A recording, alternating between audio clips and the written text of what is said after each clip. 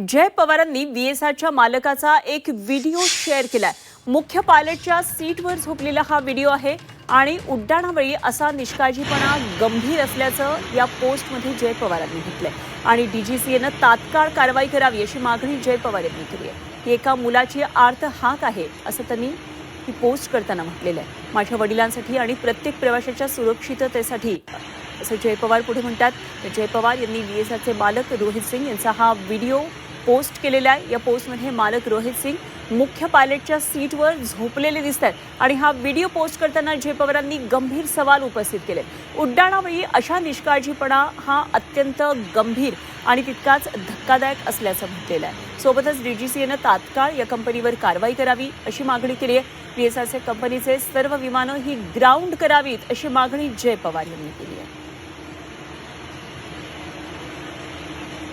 तर जय पवार यांनी त्यांच्या पोस्टमध्ये काय म्हटलेलं एकदा आपण पाहूया। इंस्टाग्रामवर ही पोस्ट केली आहे जय पवारांनी। या व्हिडिओमध्ये VSRचे मालक रोहित सिंग मुख्य पायलटच्या सीटवर उड्डाणादरम्यान झोपलेले दिसत आहेत। आकाशात असताना असा निष्काळजीपणा असू शकत नाही। हे अत्यंत गंभीर आणि धक्कादायक आहे।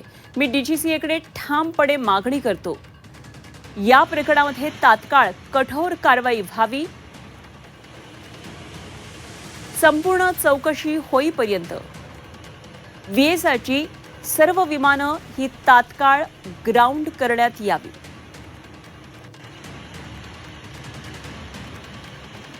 आणि रोहित सिंग यांना त्वरित अटक करून कठोर कायदेशीर कारवाई करण्यात यावी।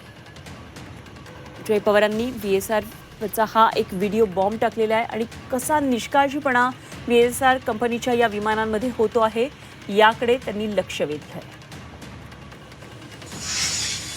उत्तम लोकांची जी भूमिका होती की रोहित पवारच एकटे ही लढाई करतायत आणि स्वतः अजित पवारांचे पत्नी जे उपमुख्यमंत्री आहेत, त्यांची मुलं आहेत, त्यांनी याच्यात सहभागी व्हायला पाहिजे।